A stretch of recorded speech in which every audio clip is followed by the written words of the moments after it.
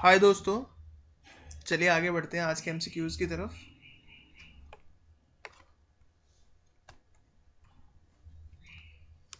तो पहला क्वेश्चन हमारा, the virus that attaches itself to a macro is called.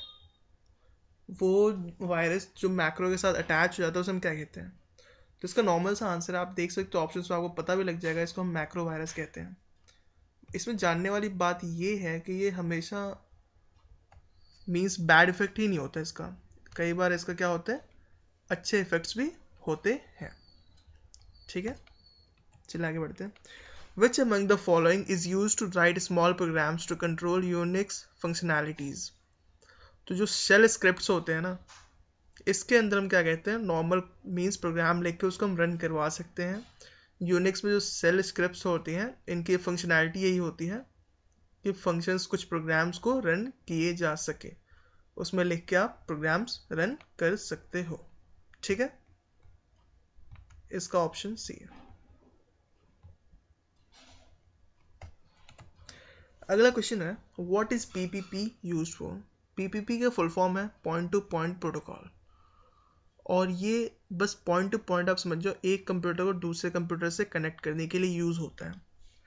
जैसे आपका कंप्यूटर एक प्रिंटर से कनेक्टेड हो, फैक्स मशीन से कनेक्टेड हो, या फिर किसी इंटरनेट मीन्स इंटरनेट से कनेक्टेड हो, तो उसे हम कहते हैं PPP, point two point protocol.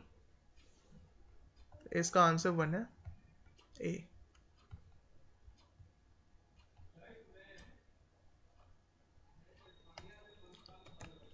What is brown out in an electrical supply system?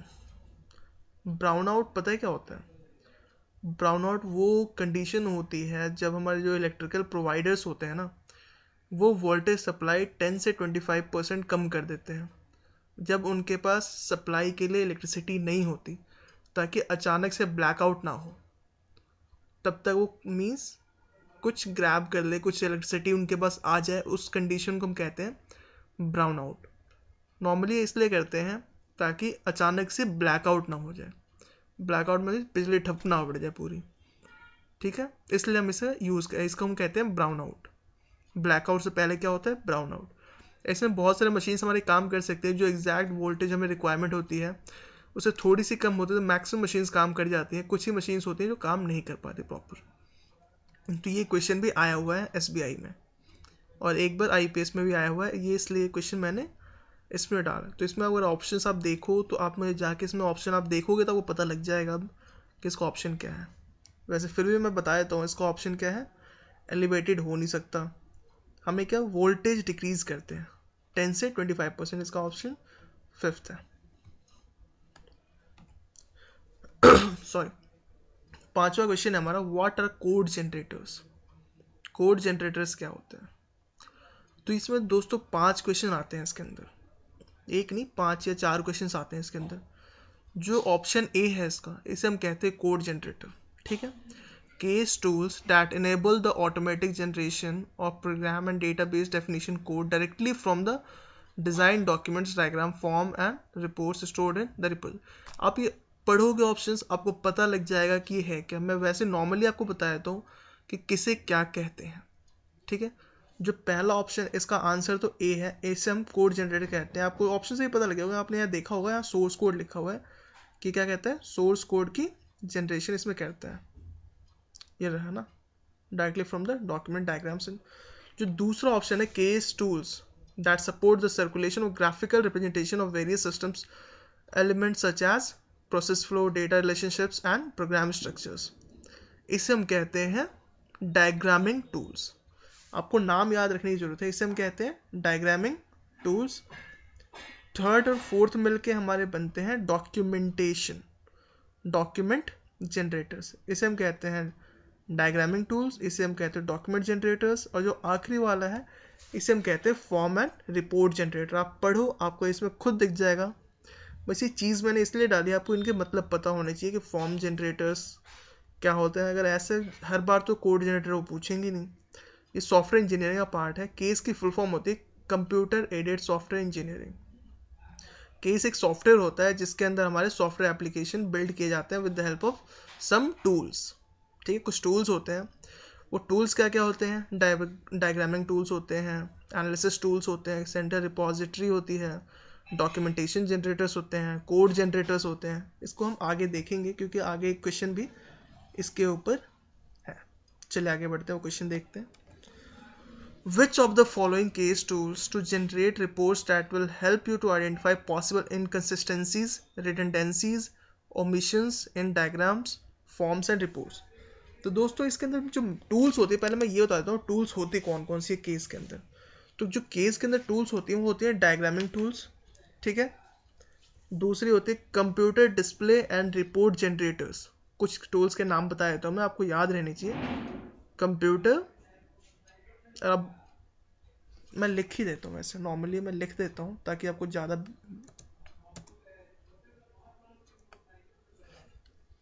पहला होता है डायग्रामिंग टूल्स,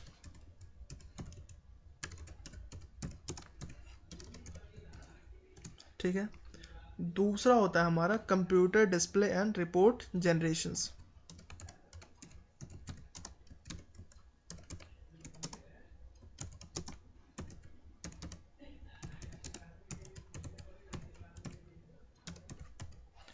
ये होता है हमारा दूसरा। तीसरा होता है हमारा डॉक्यूमेंटेशन जनरेटर्स।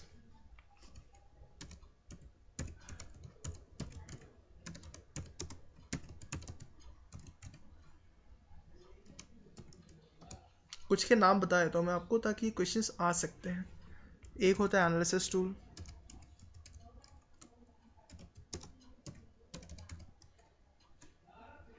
एक होती है सेंट्रल रिपोजिटरी,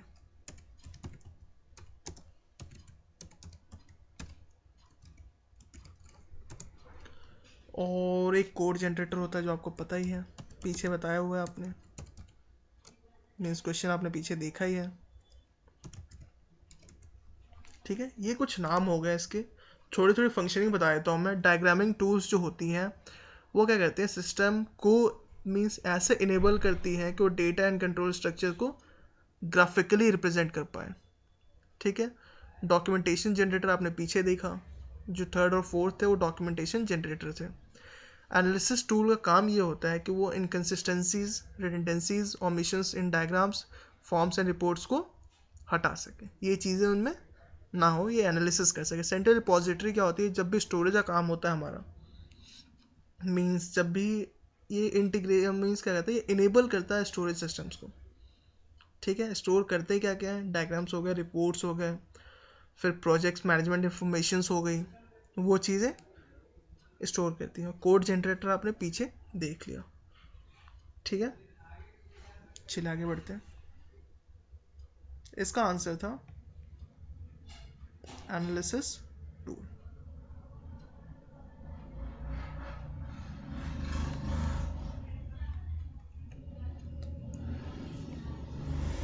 अब हम पढ़ते हैं dash is a computer with a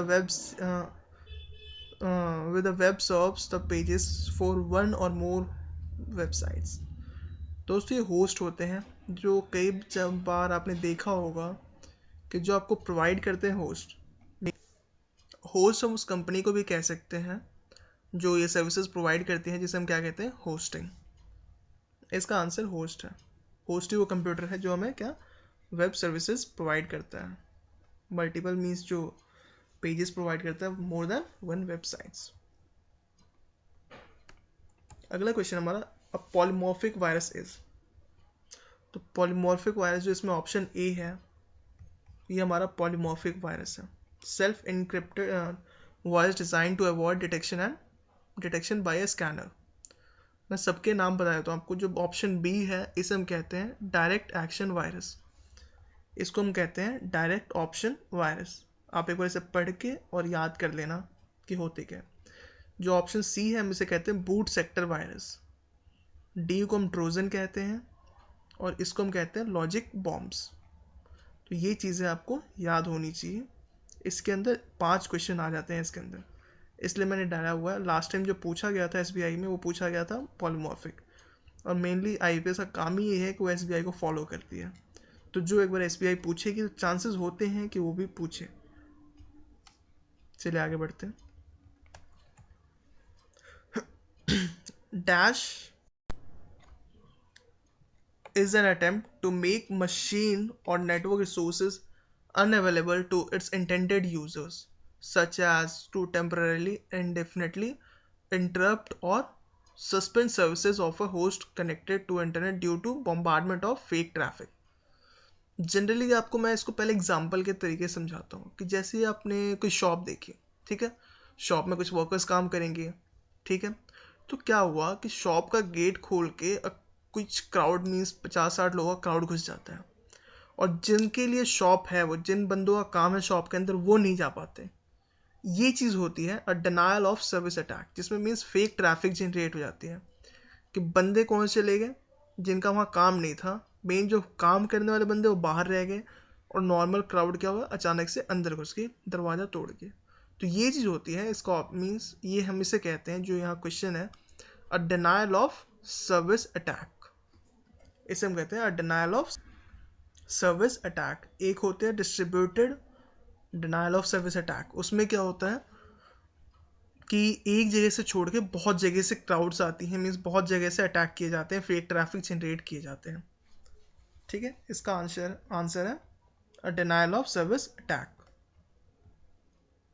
चलिए आगे बढ़ते हैं लास्ट क्वेश्चन की तरफ। In which of the following office applications can you name a file at the same time you create it? इसका ऑप्शन डी है, इसमें कुछ बताने वाली चीज़ नहीं है। ये नॉर्मल मैंने क्वेश्चन इसलिए डाला है इसमें ताकि आप एक MS ऑफिस जो 2013 है उसकी जो नॉर्मल फंक्शंस हैं, उनकी जो क्या कहते हैं एक्सटेंशंस हैं, आप इन चीज़ों को एक बार जानने से पहले, पेपर देने से पहले आप इन्हें देख लें, क्योंकि इनमें से क्वेश्चन बनते हैं। लास्ट ईयर 2 क्वेश्चन आए हुए थे MS ऑफिस से, एक तो ये क्वेश्चन था और एक था एक्सटेंशन के ऊपर। तो ये क्वेश्चन डालने का ये मकसद था कि आपको थोड़ी बहुत इन चीज़ों के बारे में जानकारी होनी चाहिए जो आप जाने से पहले देखें, ठीक है। अगर वो वीडियो पसंद आई हो तो प्लीज़ लाइक करें, सब्सक्राइब करें और शेयर करें, जितना ज़्यादा से ज़्यादा हो सके आप अपने फ्रेंड्स की हेल्प करें। And thanks for watching.